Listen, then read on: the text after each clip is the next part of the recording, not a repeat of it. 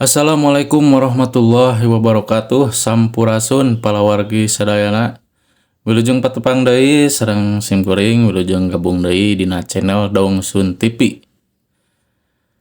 Dina waktos ayeuna simkuring aya salah sahiji dongeng karya Kang Ardi Sulaksana anu judulna Tumang.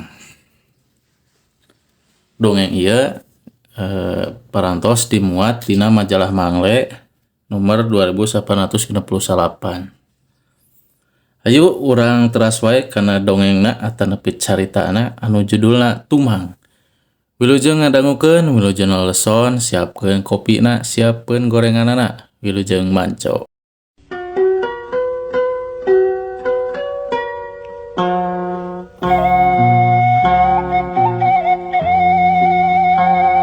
Hujan ngepris teu eureun-eureun ti sore mula.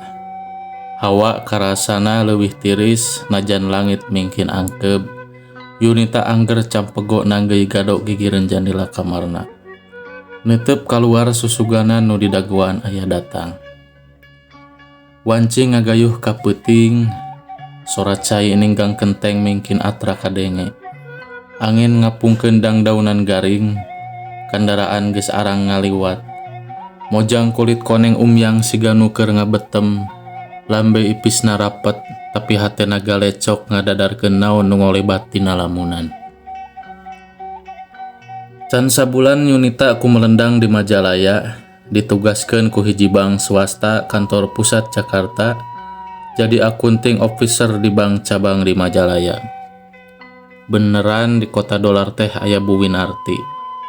Adi indungna anu oge anyaran pindah nuturkeun Patar Sidi, salakina nu mancen tugas di Mapolsek Majalaya. Dina carita bibina nalika ngawangkong ngeunaan Majalaya, ceunah ieu dayeuh leutik teh tiis ting trim, sakalina aya kajadian harengheng lir mapag perang. Padumukna someah darehdeh ngan ulah loba peta bisi teu kanyahoan aya nu ujug-ujug marieuskeun beuheung. Kalolobaan jejakan tegep pantes make pakaian non bae ngan sonagar huma. Awewena palinter dangdan banding rancage moles diri moal kaciri geus rarandaan 2 kali. Rata-rata menengah ke atas, ceuk bibina dina hiji peuting bari nyawang bulan. Panuju pisan kana pamanggih bibina kapan marga eta Yunita dipindahkeun ka Majalaya. Laporan ka pusat, duit kas di cabang hitunganana lain MM-an deui, tapi geus tetean katambah tabungan dolar. Rada ngajenghok sabot ningali aya nu setor duit 50 juta mawana teh kana keresek. Artos ieu bade ditabung, ceuk hiji lalaki bari nunda keresek eusi duit. Irung Yunita nu bangir teh nyesep hawa tarik naker. Kaambung sengit parfum nu dipake ku jajaka raksukan ka meja poleng. Yunita neuteup meuni antep, kagembang ku imut jeung sorot socana. Asa ngoleang rarasaanana, ampir poho yen dirina teh keur digawe. Tapi Yunita teu bisa mapalerkeun rasa nu ngadadak timbul dina hatena. "Baik Pak, silahkan ditunggu sebentar," tembal Yunita di barung imut. Tuhu kana aturan ngagunakeun ngitung duit ku mesin, kutak ketik di input satu tas di print, ana gebeg teh saldo eta nasabah nepi kana 10 miliar. "Pak Predi?" Nu digentraan ngadeg ngaringkang ka teller.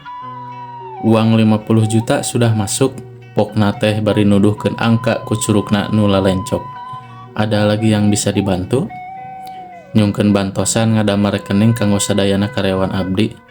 Larat lelet heula satu acan mairan. "Iya, saya bisa bantu. Ini kartu nama saya. Mungkin nanti ada yang bisa dibantu lagi." "Tiasa dipidamel ayeuna?" Yunita imut. Kawengku ku waktu kawates ku aturan. Lepas tidinya Yunita hayang deukeut jeung jajaka ganda ngaranna Predi. Kitu nu kedal waktu sasalaman dina tepung nu munggaran di hiji kape. Harita Predi nyarita keur soson-soson meberkeun usaha kulawargana dina produksi tekstil. Kulawarga Haji Dahim nu kawentar jugala. Lancek-lancek Predi geus leuwih ti heula baroga pabrik. Demi eta jajaka umur 27 tahun teh hayang ngokolakeun perusahaan ku cara modern. Supaya bebas, kumaha mun ngobrolna di kafe bae, basa mimiti loma. Apaleun Yunita remen keding bangun garap mun diajak ngomong masa lemes. Hayu di kopi shop ya. Aya hate kadua leutik predige bangun nu saruan dan suka. Atuh ngopi di kafe teh lain ukur ngabahas suklak sikukna gawe barang pangusaha jeung bank. Tapi oge silih kobet Rusiah nu disidem dina hate sewang-sewangan. Tunduh entep dina kongkolak panona, Yunita ngadeg netep nu pamungkas sataca nutupan lalangse. Meureun dina kaayaan siga kieu predi bedo nganjang manghanjakalkeun Yunita ngalanggior ninggalkeun sofa. Duar. Sorak gelap ngareurewas lengkahna ngararendeuk. Yunita ngusap pundukna muringkak sora anjing ujug-ujug aya.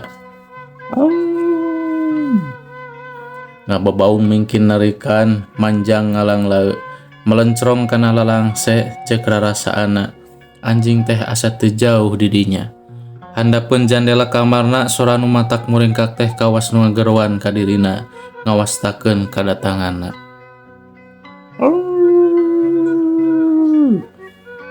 Ngalengkah balik deui asa-asa antara sieun jeung panasaran. Leungeunna kaceri lilineun waktu nyepeng lalangse. Ramona nu lalencop teh teu burung nyinglarkeun. Kres. Sabot muka panto kilat ngaburi nyai. Yunita ngajauh dina kaca jendela. Gelap ting beledag deui angin ngaguruh hujan ngagebret. Yunita netep deui kaluar panonna nu cureleuk teh nyakseni aya anjing hideung keur kukulintingan hareupeun pager. Aya anjing. Yunita ngagerendeng bari nyidik-nyidik anjing nu keur kabulusan. Lalangse jandela kamar diserelekeun, hujan menjeunna motah, wegah mungkas kepanasaran. Tungtungna ngalengkah deui muru ranjang. Sora anjing ngababaung, ayeuna mah kadengena mataknya saak kana dada. Nisit sabit rarasaanana ngawawaas pipikiranana. Sora teh bangun jelma anu katalang sara keur meredih menta tulung. Pager imah didorong, Yunita nuntun motor NMAX keluar. Pager potongan heubeul ditutupan, nyangsangkeun tas dina cacantel motor. Tumpak jok laju mencet starter motor hurung lampu hareupna nyebret anjing hideung keur ngadapang handapeun tangkal juara. Celina ngangkat matana nenjo ka Yunita ngagogog waktu Yunita ngabelesur dina motorna. Yunita ukur ngaleret. Anjing hideung nu tagugna pikasieun teh ngungudag Yunita. Kawas nu apal ka mana Yunita inditna, ngabadaus luhur trotoar nu ngembat sapanjang jalan. Jog asup ngaliwatan portal nu dijaga ku 3 urang satpam. Anjing tuluy gek dina tangga asup ka pantau bank. Tapi teu lila ngejat deui lantaran hiji satpam ngaringkang bari mawa paneunggeuh. Si. Satpam ngagebah. Anjing teh lain nyingkah kalah ngagogogan satpam. Tapi barang luncat dek ngegel, satpam nu lainna ngabaledogkeun batu sagede peureut. Jelebet. Batu ninggang huluna, anjing nu tadi ngagogog teh jadi ngagaik, lumpat tuturubun ninggalkeun gedong nu jadi tempat Yunita digawe. Kumaha Neng? Betah di Majalaya? Mang Tarsidi naros, ngariung makan malam, geus nganggap ka anak sorangan. Anakna nu sapasang geus papada jadi polisi, nu cika lalaki ditugaskeun di Polda Gorontalo, bungsuna nu awewe jadi Polwan Polres Bandung. Pasti betah atuh Pak, pan punya pacar urang Majalaya, iya kan Neng? Bu Winarti ngembohan nu disigeg ukur imut. Oh, tepang atuh ka Bapak, Pak Tarsidi rikat mengiran. Yunita seurik koneng laju ngadehem. Tengah bibisina aya rasa bogoh nu ngancik dina hatena ka saurang jejaka Majalaya. HP Pak Tarsidi disada, tembong nomor atasan gancang diangkat, ninggalkeun meja makan. Neng, sanes bade ka dieu si kasep teh? Bu Winarti anggar ngagonjak. Iya, tapi dah kemarin teh nggak jadi, hujan meureun. Yunita ngaharewos. Ayeuna mah pan teu hujan, sugan we jadi ka dieu mumpung aya si Bapak. Bu Winarti beuki pogot inget pameredih nu jadi lanceuk sangkan pangnengankeun jodoh keur Yunita nu umurna geus saparapat abad. Wanoja jangkung renjang nu potongan beungeutna semu-semu Korea. Yunita males ku imut, kituna teh bari nyigeung Bu Winarti lingsem tayuhna mah. Patarsidi geus balik deui ka meja makan, HP ditunda gigireun piring. Panggilan tugas, Pak. Bu Winarti neuteup pasemuan salakina. Patarsidi unggek, waspada saja, laporan. Aya sekelompok orang numuru anjing kajajaden, dikhawatirkan ada keributan. Anjing kajajaden teh apa? Yunita kerung tayuh namah anyar ngadenge. Sejenis ritual pesugihan, kabarnya Haji Dahim menjalani ritual itu. Entah bagaimana kronologisnya, anaknya berubah jadi anjing saat ritual dilaksanakan. Patarsidi ngeceskeun satarabasna. Haji Dahim, anaknya? Yunita ngagerenyem, hatena ngadadak rungsing. Tas inget kana data-data anu teu keur diolah ngaran-ngaran nasabah nu panggedena neundeun duit. Sora anjing ngagareuwahkeun. Lain ukur Yunita emang jeung bibina ge ngarenjak. Itu anjingna, tewak. Sora ngajorowok hareupeun ilmah, jalma-jalma pating sarurak. Haliwu Patarsidi gancang keluar dituturkeun ku Bu Winarti jeung Yunita. Nyampak ka teras loba jelema ngagimbung ngepung anjing hideung. Anjing itu Yunita asa pernah ningali. Anjing nu keur kadeseh dina pager imah. Tenang bapak-bapak, lakukan dengan tenang. Patarsidi ngaringkang kana pager. Aya saurang lalaki nu tengah haja ngageserkeun pager. Teu ku henteu meureu, lolongkrang nu tungtungna anjing hideung bisa asup ka buruan imah. Lumpat tarik muru Yunita ngaganjeleng nangkep Yunita nepi ka ngagebruna. Saurang bapa lumpat bari mawa ember dibanjurkeun ka anjing hideung nu aya dina tangkepan Yunita. Daing cai naon anu aya dina ember eta, tapi deuk naon bae ngaran caina tangtu lain secai-caina. Ku cai nu oge maseuhan salira Yunita ka tembong saha anu jadi anjing kajajaden teh. Jirim anu bieuna pikasieun malik rupa jadi jajaka tegep sambada.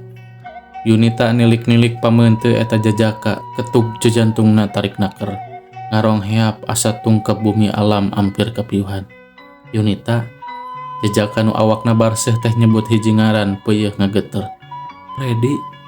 Yunita ngawalon ngusapan rambut jajaka nu dipika memetna, karampa aya tatu dina sirahna. Abdi tos dongkap ka dieu. Yunita nangkep ti papareket nu nyaksian ukur hello. Cag sakitu pemirsa. Dongengna anu judulna Tumang eta aya hiji jajaka tegep anu nuju caket sareng Neng Yunita. Ternyata lalaki teh janten korban pesugihan bapana, janten kalah jadi anjing. Pantesan usahana artosna di bankna aya 10 miliar. Sakitu wae panginten ieu dongeng anu judulna Tumang karya Kang Ardi Sulaksara anu parantos dimuat dina majalah Mangle. Hatur nuhun anu parantos ngadangukeun, anu parantos gabung dina channel Dongsun TV. Mudah-mudahan urang sadayana aya dina kalancaran dina sagala pamaksadanana. Amin ya Allah ya Rabbal alamin. Satrio wae tisum kuring. Hapunten bila kakirangan sareng kalepatan. Wassalamualaikum warahmatullahi wabarakatuh.